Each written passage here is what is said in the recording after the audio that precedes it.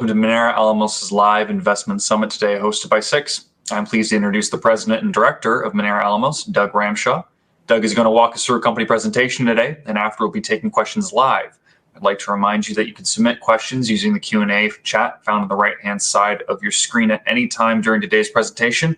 And as always, this event is being recorded, and it'll be available to watch afterwards on Six.com in the coming days. Without further ado, Doug, I'd like to hand things over to you. Thanks, Cam, and thank you, everyone, for coming along today. Let me just make sure my screen's there. Without further ado, I'm going to make some forward-looking statements today on this June 2022 corporate update. I thought, in light of news that we put out yesterday, it was a very appropriate time to update the investment community on what we've been up to. So I will be making a few forward-looking statements today, and well, we have some topics I wanted to address. It will be a bit of a page flip presentation, but there are some main themes that I think if I was sitting on your side of the camera, I would want to be hearing about. So we are obviously going to talk about our big news this week, which are the surface rights agreements in place now at Cerro de Oro, our planned second mine. A little bit on inflation and costs in the sector right now. Obviously, a project update at Santana, our first gold mine, and a couple of other themes I wanted to address, including building over buyout. And I've got a few data points on where I think that there's a lot more value in building a business and then continuing to build it, rather than building something or advancing a company for a liquidity event buyout. And I've addressed that in the past when I talked about money left on the table when Argonaut Gold bought Castle Gold and Pediment Gold and then went to $1 billion market cap. It kind of highlighted that liquidity event of exiting a company is not always necessarily the best way. And I think some of the numbers I'll talk about today on that kind of make that point. Certainly, I think the Minera business model is very, very well suited for the current environment we find ourselves in. And now, obviously, with Cerro de Oro, a second project, also comes additional news flow. So hopefully going to have a pretty packed second half of the year. So, and happy, as always, to answer any questions from the audience that might have been sparked from comments I make today, or have been in your mind for some time since we last spoke. So if people are new to the story, I am going to address some of the, what I think makes Minera different. So there are going to be some slides for sure that are often repeated, but I think are worth repeating. We are mine builders. That's our business. We've built a lot of successful mines over the last 13 years, and under the Minera banner have built our first one in the middle of the pandemic, and very much looking forward to building our second one next year. So we've got 3 projects right now. One's in production, still in its ramp up towards commercial production. Second project that we will be building is Cerro de Oro, where we've got surface rights agreements now in place, which will allow us to advance the permitting. And the third one, waiting in the wings, is already sitting there with permits. So we think we have a very nice pipeline to build organic production growth from the foundations we put in place over the last few years. We've got a growing institutional ownership and a strong balance sheet, debt-free, 0 warrants. Very proud of how we manage capital, because when we spend our money, I mean, that's effectively our shareholders, your potential money that we're spending. So we are very smart, I believe, operators in terms of how we deploy our capital and the value we get for it. Growth strategy, obviously multi-mine, just like you want to be multi-jurisdiction. In time, as a de-risking event, we're very comfortable in northern Mexico. The other de-risking step is to obviously be a multi-mine builder. And I think that's really the significance of yesterday's news, that we're going to be on track to get that second mine up and running towards the end of next year. We are not immune from inflationary environment that we find ourselves in right now, but I believe we are very insulated from it. And part of that is we build small, low capex projects and then grow them out of cash flow. We're not dealing with multi-$100 million capex builds, which have very much been in the news in the last 6 months, with significant funding gaps in some cases, on where costs are going to come in now against feasibility studies and PFSs that we've done in recent years. So I think we are very insulated from inflation. And in many ways, I kind of, there's maybe a little sick side of me that embraces the current environment we're in, because I actually think that it shines an even greater spotlight on how smart our business model is. So we think we have a realistic path to intermediate production. That's building out Santana and continuing to grow Santana out of the cash flows there.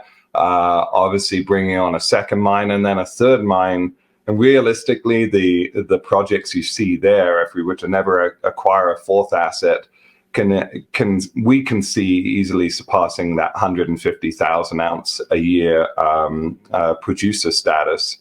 And I think that's important, and I'll go into why I think this sets us apart as a new emerging gold producer. But important to say, well, who's the team that can do all this? And it's a very technically minded team. Our board consists of geologists, engineers, and metallurgists.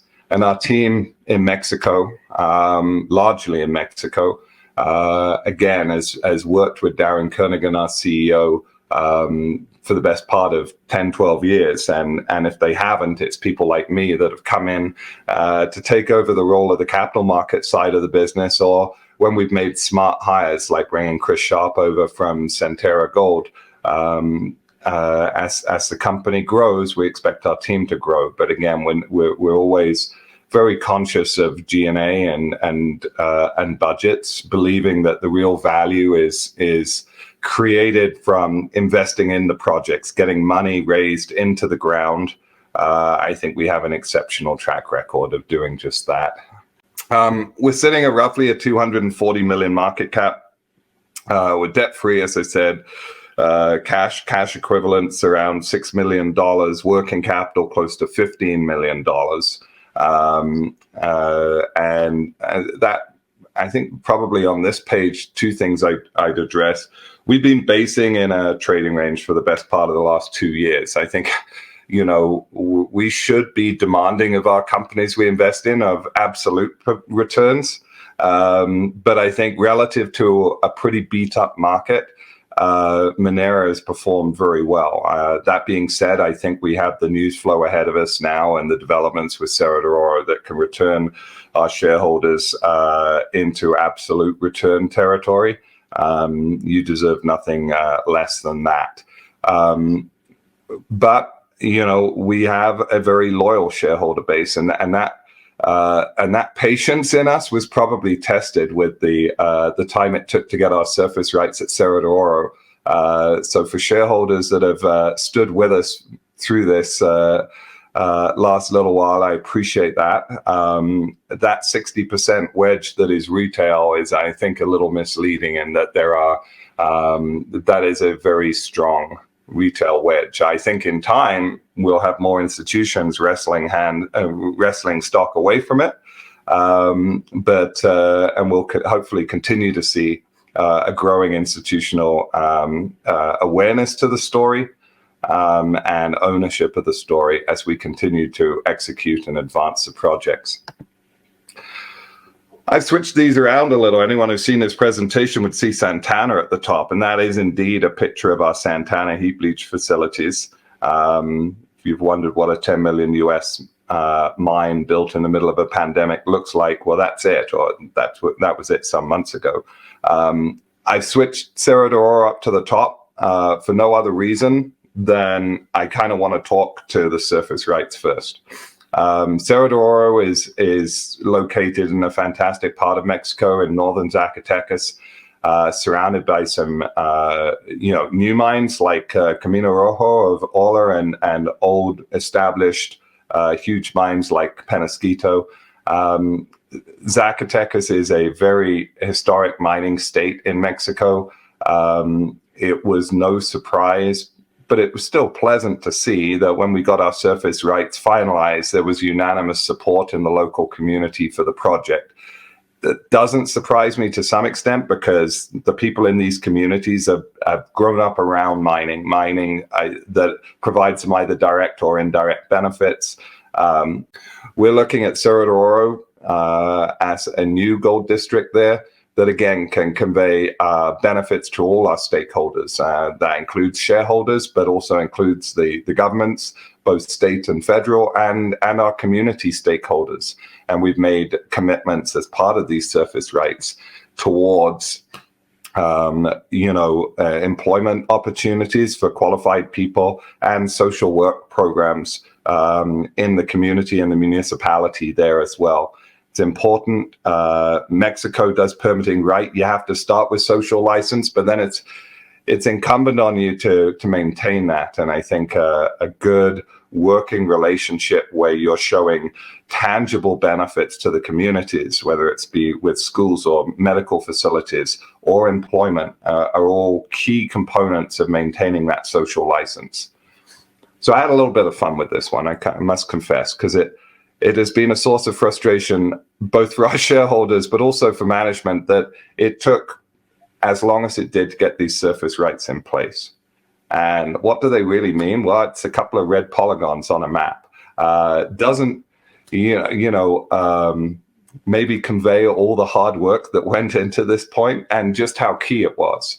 But Minera is a big believer that it is better to do things the right way than rushed. And we certainly took our time to do things the right way. The main mine area or proposed mine area is highlighted there in that dashed yellow line. We have a large municipal surface rights agreement that surrounds that, but also, and what we wanted to make sure we had as well was that hashed area to the right-hand side. That was a deal constructed and executed with a local community. As I said, that gave us 100% support for this proposed development. And what it allows, we believe this mine, like all mines that we start, can potentially grow to be much bigger than how it will first look. And we'll present that first look of this mine in a PEA, hopefully in the next couple of months, which will just be the base case example of this mine. But it can grow. And I think it's really important for a project which we can see from the outset has this ability to expand, that you want to make sure that you've got more land if necessary under surface rights agreements than having to go through this process that can inhibit that expansion. So that was why we took our time to ensure that we had that ability to have additional pad space here. One of the beauties of this part of Zacatecas, and you can kind of see it on the relief there, is large areas of flat ground. Santana, in comparison, we're building heap leach pads in a kind of a valley fill sense. We're blessed here with a lot of flat ground, which is important because this mine, we're talking about tens and tens and tens of millions of tons that need to end up on a leach pad. It's a giant earth moving exercise with a life of mine strip ratio that I'm not going to spoil today, but will be in the PEA that will demonstrate just how much of that resource that is in our pit constrained report from late 2020 actually makes its way onto the pad and not onto the dumps locations identified there. So it's taken a long time, but it was worth the wait, we feel, and hopefully our shareholders will see the sense in that as well as we outline the economics of this project in that PEA to come out in Q3. But yeah, a lot of fuss and a lot of delays for some red polygons on a map. And that is the original resource, and this will be what will inform the PEA. Whilst we know it can expand and it can be bigger, if we were to use a more aggressive gold price. In fact, we'll have that PEA using a $1,450 gold price, because I think it is very important to highlight operations that work in lower gold price environments as well. We started Minera in a $1,250 gold environment with a view that projects that we take on have to work in a $1,250 gold environment. So it's a $1,450 pit shell that incorporates about 59 million tons of material, and 48 million tons of those are the mineralized resource. So you get a kind of a sense for where strip ratios could end up here, even factoring in, some of the additional waste created by mine development activities. So a big earth moving exercise. And I've moved the order of these slides around a little.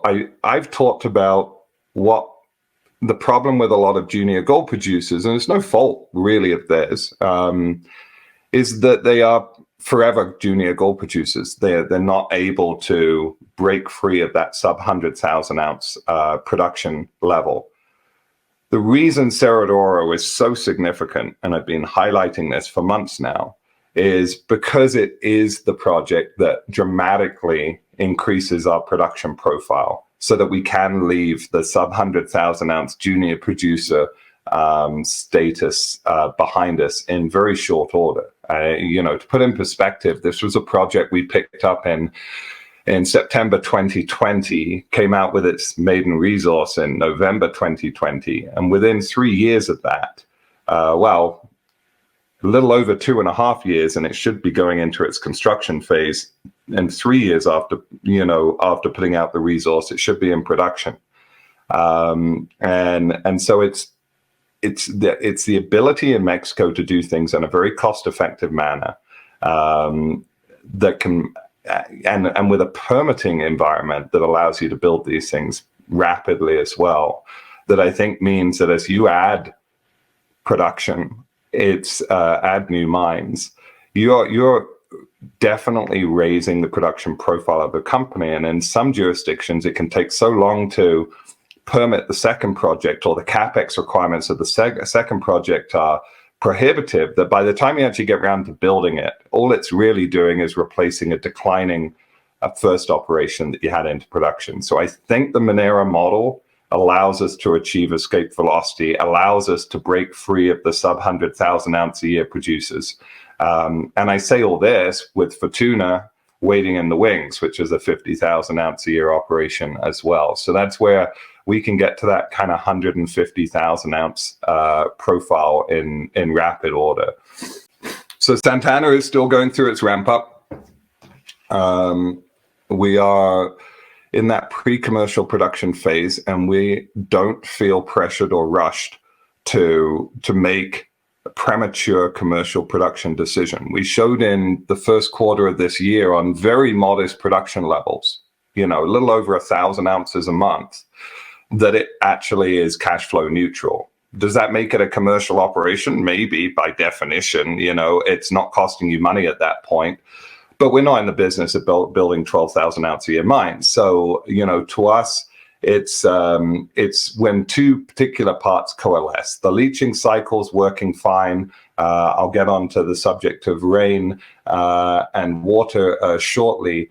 But I think we also want to get the mining rate to a level that we view as commercial as well. And that involves us opening up the second pit there, which effectively, from an open pit perspective, is our second work face. If you were in an underground operation, it's all about the number of working faces to get your mining rates to a level that you need. For us, the second large open pit at Nicho, the main pipe, is going to be key to getting us up to the production levels that we would then view this as a commercial operation, starting up from a commercial standpoint at north of 25,000 ounces a year, and then growing from that. So we're not there yet, but we also, and this is one of the beauties of not having kind of some debt-like gun to our head, we're not also in a rush to get there. I think we know the pace at which things can naturally happen. I think if we'd had a rainy season that had started in April as opposed to June, maybe things would have been happening a little bit more rapidly. But something to be said about this northwest state of Sonora, and you can see it also impacting California over the last couple of years, is there's been a significant drought. And to put in perspective, whilst you can set your watch by the rainy season in that part of the world, and we saw it again this month as the rain started coming to Sonora, typically from January to June, you see about 100 to 120 mil of rain before the rains really come down hard. Last year was a dry year. There was 45 mil of rain during that 6-month period, 30 of which fell in January, and then about 15 millimeters of rain from February through June.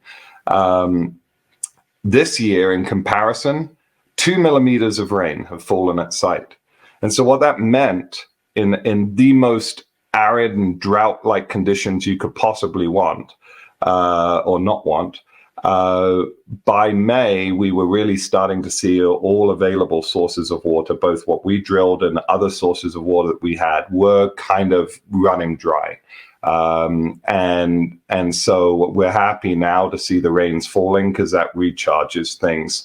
And so there's a bit of a seasonality here in that Q2 will be a little lighter, and then Q3 will make up for it in a big way, because we have close to 12 million US of recoverable gold sitting on the pad that we want to put under leach in short order as the water levels rise. So that will more than balance out a slightly softer, or what we expect to be a slightly softer Q2, just as a function of this being a truly, if we thought last year was dry, this one was, well, I say you can't really see it getting any drier than 2 millimeters of rain falling in close on five and a bit months. So that, we're comfortable with the situation there, which is why we pushed ahead with the development of that second mine, second pit there. That's the access road to it, to the main Nicho pit. And we're just doing a little bit of stripping of last vegetation and stuff before we open up that with our first blasts. But happy to report that the rains have started falling in Sonora. It's been, and not just for us, for the communities there. When you see the cattle that they have and stuff looking pretty skeletal, we do what we can first and foremost to support the community, knowing that the gold that we've mined will happily leach as those water levels increase. This is a second half of the year thing, but what Santana is a cluster of these hydrothermal breccia pipes. The main pits, Nicho and Nicho Norte, are being developed right now. But we also know that there's 5 or 6 more of these pipes that we've identified to date. They're all gold bearing. We've surface sampled them. We've got a sense of the volumetrics from their surface expression. We want to now determine which ones will be priority for. I'll get to that question in. I'll get to that question in a little bit, Howie. So we want to prioritize which ones are going to be subject to infill drilling, because what Santana as an operation is going to be is a series of open pits servicing a central pad. So this is the exploration drilling that I love so much. I just hate the cost of exploration drilling. So I think our business model suits that mindset pretty well, and that we'll explore a lot, but we'll fund it out of cash flow from operations. And so we expect to start looking to drill those other pipes in the second half of this year. I'm waiting in the wings, and I won't dwell on this too much because it very much is in the wings. We have a PEA that we did in 2018 on the La Fortuna project in Durango. It has exceptional economics. It's a 3.5-4 gram open pit, 6-to-1 strip. Back in 2018, pre-production capex of about 27 million US. At a guess right now, that capex number is probably closer to 35 million US. And I think this is where I'll address that early blackboard scribble about today's topics and talk about inflation. I think the beauty of our business model is, when we combine, say, Cerro de Oro and La Fortuna's total combined capex at maybe 60 million US between the two of them, if we were to see the kinds of cost inflation on capex numbers as some of the big projects out there, that can be 25, 30% even. 30% on 60 million US is 20 million bucks. It's annoying, for sure, but it doesn't create a funding shortfall. And it's also the beauty of getting our first operation up and running. So we're not really particularly sensitive to a lot of the inflationary impacts in the market right now. And again, this is another project that we ran at $1,250 gold. I think at some point we'll reframe this project at a $1,450 gold price. But whilst we're developing Santana and developing Cerro de Oro, La Fortuna needs to get bigger. If there's one thing on here that shouldn't concern people, but would be maybe the one eye-opening kind of, or I'd like that to be better, it would be mine life, which is 5 years. It was just a high-grade starter pit we based this PEA off. We know that there are extensions of that. We know that there's a lot of exploration upside around it, but there's certainly brownfields extensions to this pit. So one of the reasons it's moved behind Cerro de Oro, Cerro de Oro is going to be a bigger project, but also La Fortuna needs some drilling. I would much rather start this mine up at a 7-8 year mine life minimum rather than that 5. And so we'll remodel it at higher gold prices and get some drilling into it in due course. But it's a great third project to be sitting waiting in the wings. Now, one of the other topics I wanted to discuss today, while I have your attention, was building value. Without citing any particular companies out there, we've probably seen M&A done in this space in the last 12 months. Looked at 10 transactions that had happened on an all-share basis in this business in the last 12 months. And these are some median data points from those transactions. I think it's very easy to sit waiting on a liquidity event, waiting on a takeover. That's often the thesis for a lot of companies such as Minera. We never actually get to build things because we get taken out first. No, well, we're in the business of building. And, if you want us as a takeout story, we're not your story. But, I think it's also a question of careful what you wish for. Because the reality is when that liquidity event comes along, and if it's an all-share transaction, the premium that you see in those press releases looks pretty juicy, often 30 to 40% range. And the median of these 10 transactions was 37% on an unaffected basis, that one-day premium. But by the time the stocks settle, the end of that first day, that premium's 9%. And on a 30-day basis, as things settle out and, people happy with the deal or unhappy with the deal, moves happen, it's still only 15%. And I think you have to ask yourself the question, I certainly do, if I'm going to have my capital tied up in something, that is a takeout target, what am I really seeing at the end of it in terms of premium? I mean, there are obvious examples. I was involved with Great Bear, which was definitely an outlier to these kinds of metrics. But in reality, with these all-share transaction premiums, we are seeing a very muted response in the marketplace, and it's probably why mergers of equals, which is how Minera formed, or the merger of equals between us and Corex Gold in 2018, are the way to go. you spend a long time cultivating a shareholder base that believes in you, that has followed you, that has seen you execute. There's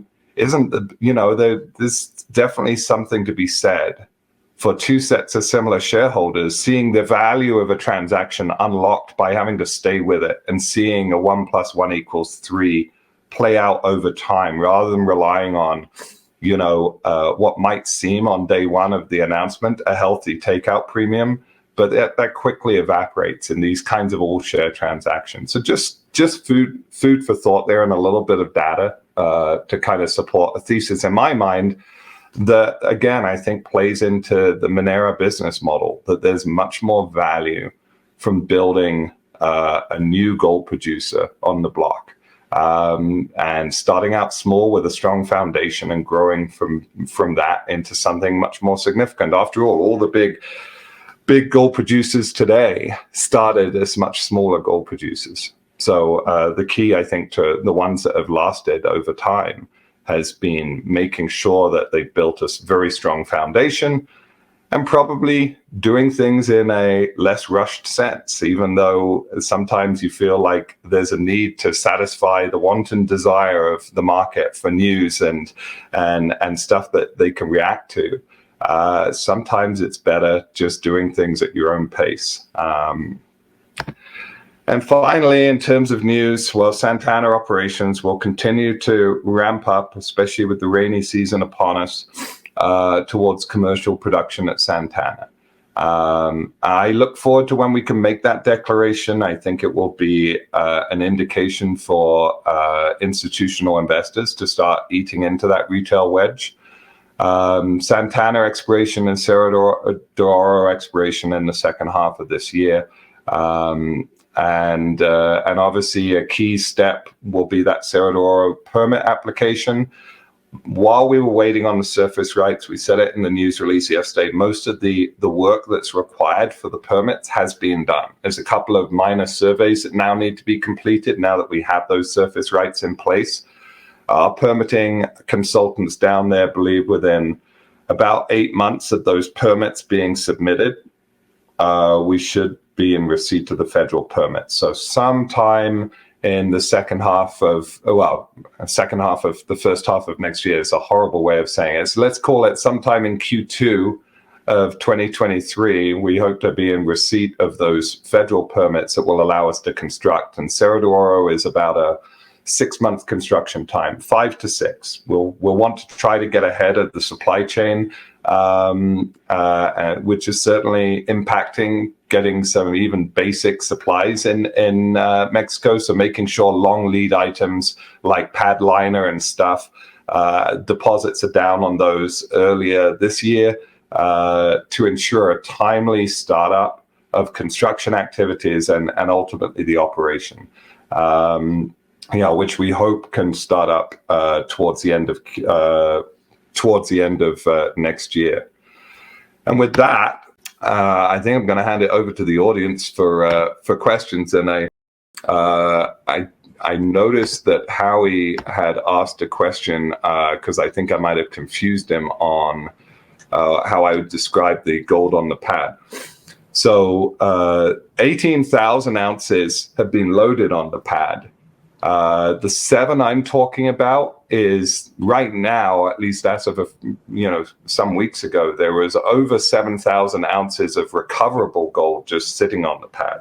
So slightly different than 18,000 ounces. We're looking at recovery rates there of close to 75%, something like that, and it will probably in the end get closer to 80%, like our test mining had shown. So I'm just talking about this slightly weaker Q2 as a result of the rains will more than make up for it in Q3 as that loaded gold, recoverable gold that's on the pad can be put under leach. Right now we just don't have sufficient water to actually get it under leach, but the cost of mining it, the cost of stacking it, all that's been sunk. And so we have this very juicy amount of recoverable gold that should come off in relatively short order as we can put it under leach. So I hope that addressed it. Sorry, Harry, if it was a little confusing with how I expressed it. Mark, question on Cerro de Oro.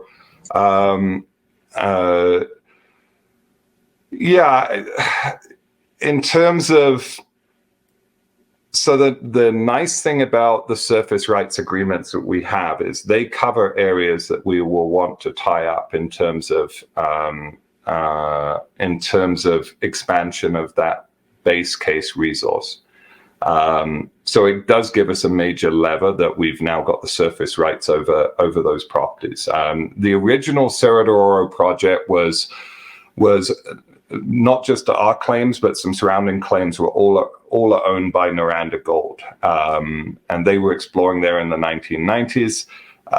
We have the core, and in fact, anyone that wanted to reconstitute that original Noranda ground, you wouldn't do it without the heart of the system, which is what we ensured that we originally picked up.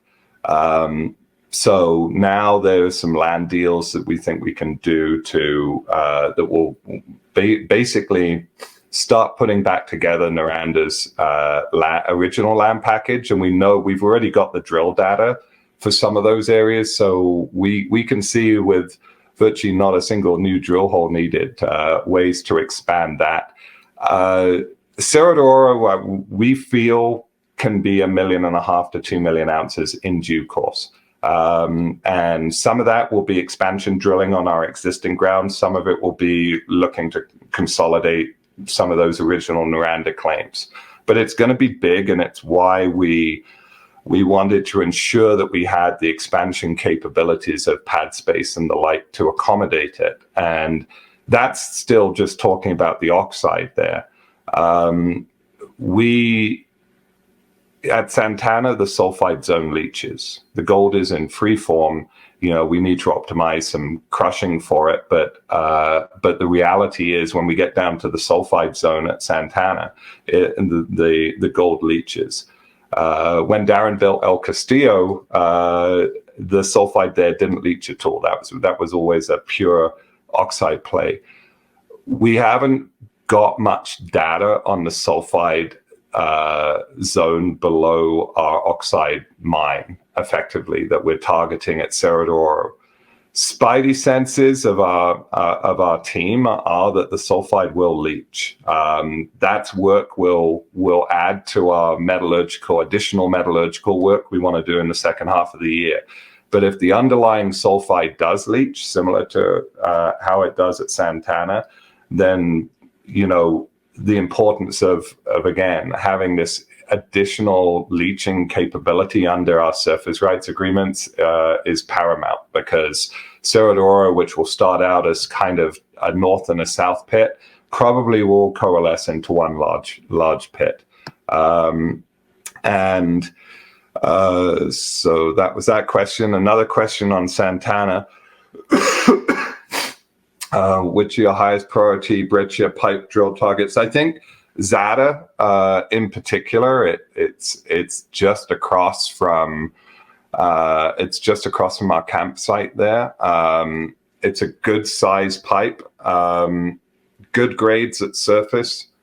I'm not going to put him on the spot, but our VP Exploration, Miguel Cardona, thinks he can drill good grade in that out the gate. The Goldridge Target is another interesting one because it's got some real scale to it. A couple of historic holes in that one as well, I believe.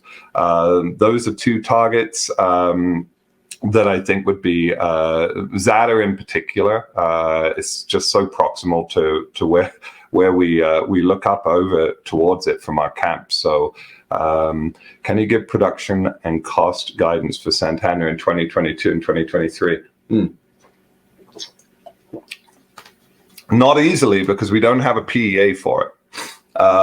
It's one of the reasons I'm going to be delighted that we will have a PEA out on Cerro de Oro, so I don't have to tiptoe around that. You will have seen in our latest financial quarter, we had to start reporting. There was a new accounting measure brought in typically you wouldn't talk about revenues and costs of goods sold pre-commercial production.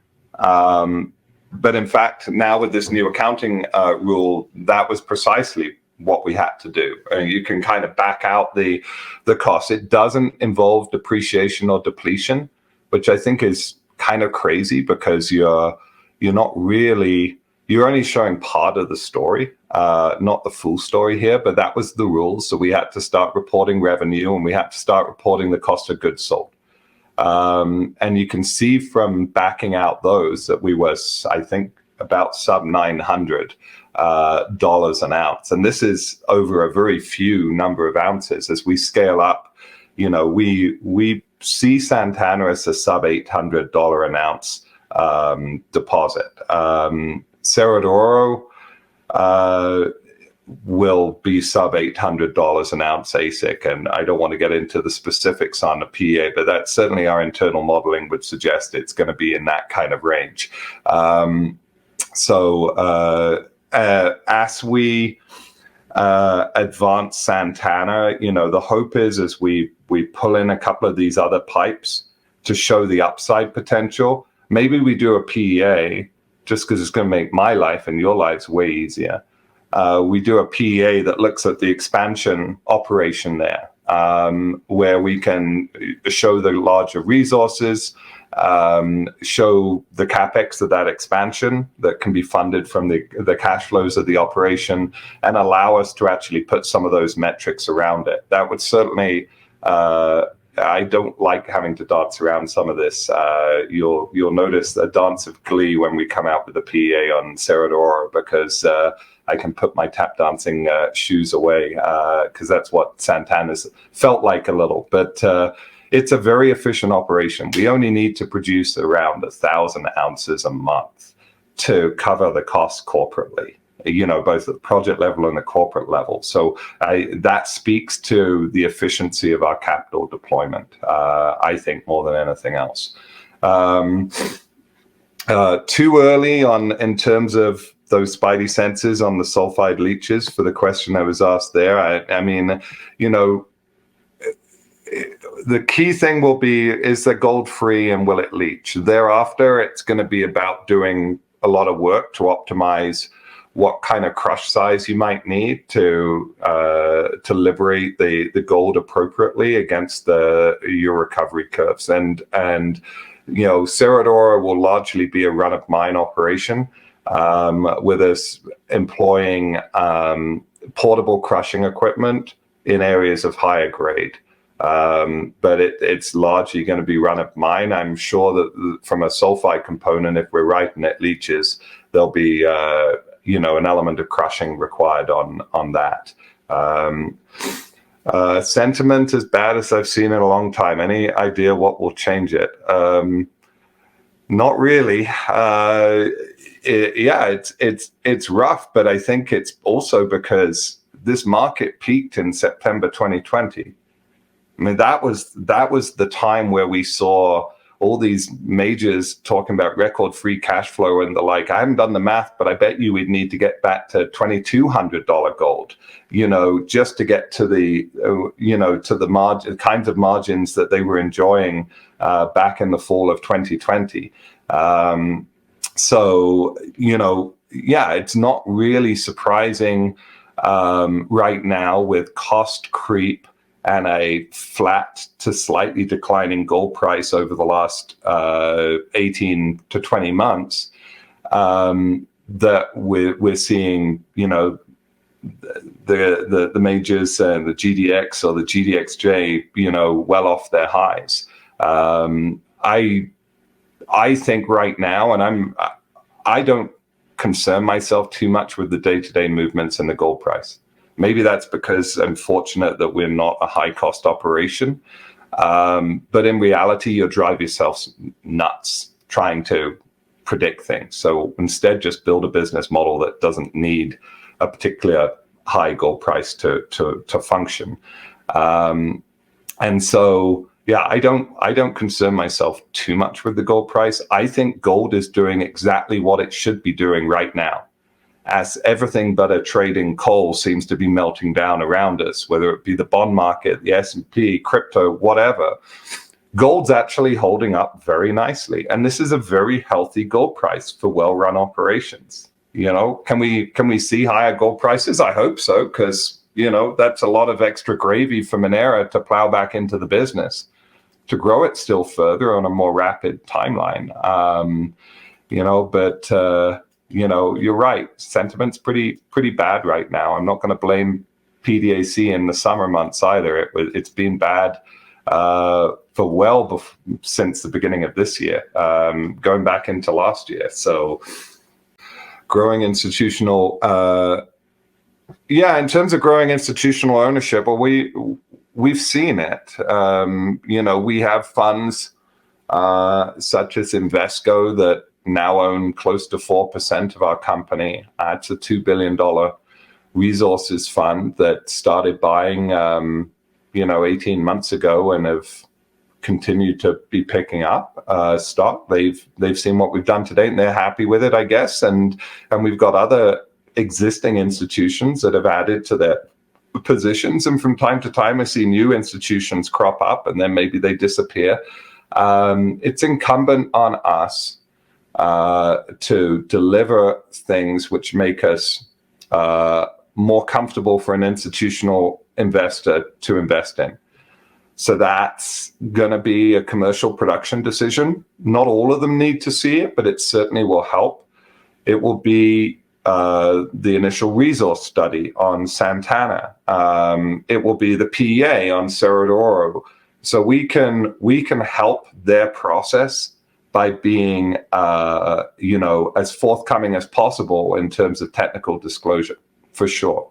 That's going to be a theme that, I'll be hammering home internally over the next 6 months. And I think that Minera is a new growth gold producer that has a good low-cost base and doesn't have surprises on the CapEx numbers, can be an appealing institutional candidate.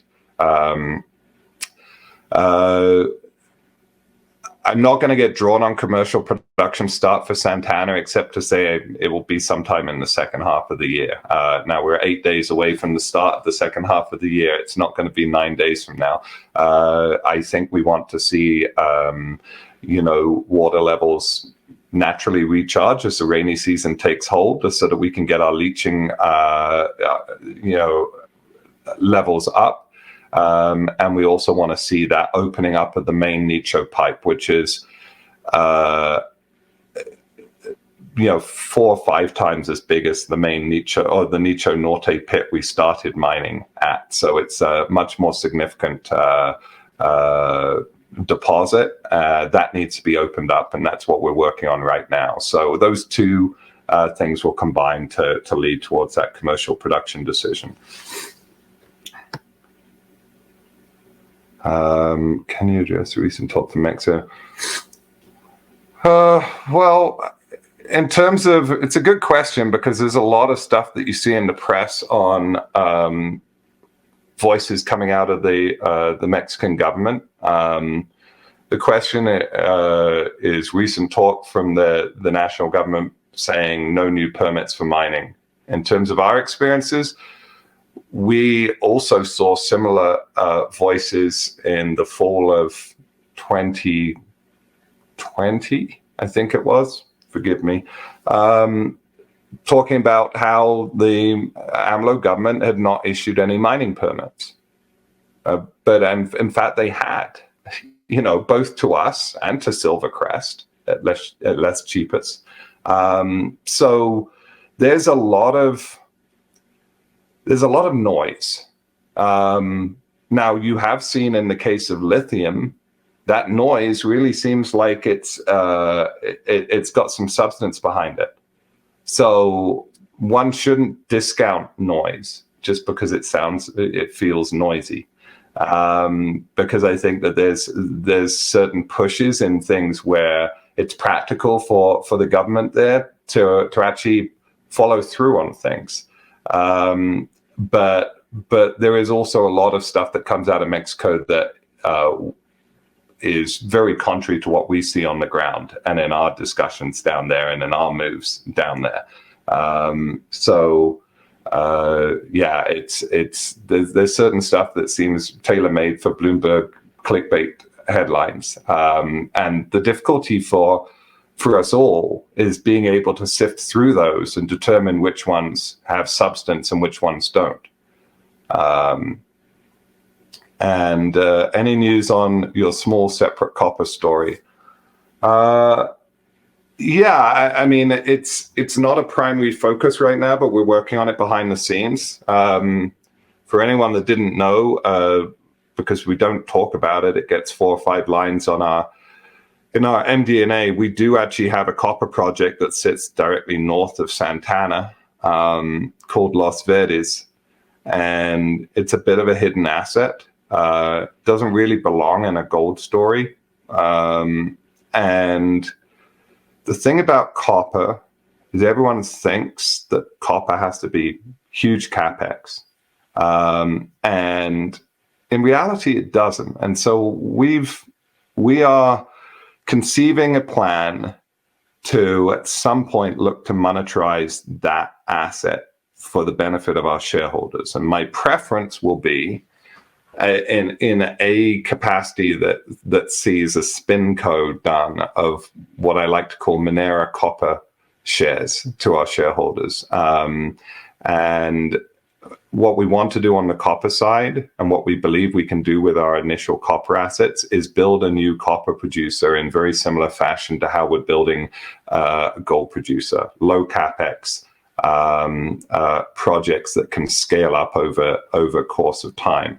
And you don't just want one of those, you want to find what's going to be your second project behind it, so that, leveraging off that early cash flow from project number 1, maybe you can go after something that's a little bigger on the capex side for project number 2. But the one thing for sure is, it's something that can be monetized for the benefit of our shareholders. We've done that numerous times over the last few years with assets that we were looking at or had at one point options on, and we've consistently been able to magically create value out of almost nothing. I think Los Verdes will be no different. But right now, as shareholders of a gold producer, I think you would want our focus to be on what we're doing on the gold side. And so, it is a plan. It's kind of being whiteboarded right now as to how we best do that value creation off Los Verdes, but it is a bit of a hidden asset. And at some point, maybe later this year, or maybe the focus will be 2023, we'll look to take it through a course of execution to get most value for our shareholders from it, and hopefully build out a kind of a sister copper company, which I think would do very well with the business model we have for that asset and the brand that we've got as mine builders in Minera. So I guess stay tuned. But thanks for asking that question. Do you have a projected total gold production from? Well, I mean, if Cerro de Oro, Santana, and Fortuna can get us to 150,000 ounces, I mean, and that's the starting point of annual production. In reality, I think that there is there's room for those 3 assets to combine and deliver closer to 200,000 ounces. So, but one step at a time. Our first mine isn't into commercial production yet, and our second one will only go into permitting in a couple of months' time. So, but yeah, that's the big scheme here is to grow out a meaningful production base for the company and its shareholders. Okay, selfishly, I would probably have to recuse myself from a dividend committee that we might have. I mean, we have more than enough growth potential. This is a question about dividends. We have more than enough potential assets to reinvest our free cash to grow. And I know I've only got a few minutes, so we'll make this the last question. But it's close to my heart. I think we see dividends in this space right now from majors where you look at it. They're so small, you can hardly say you're buying a stock for its yield. But I think it's an optics thing. This is an industry that has been railed against for its capital discipline for so long that by showing a dividend, it's showing some comfort from a company level of being able to be consistent in that return of capital to shareholders. The reality is, at our stage, with the growth potential of reinvesting capital, I don't see one anytime soon. I think there are far better opportunities to add value for our shareholders. That being said, as a very large shareholder myself, the only way I'm ever going to reduce my cost base and get any money out is a dividend policy, which is why I'd have to recuse myself.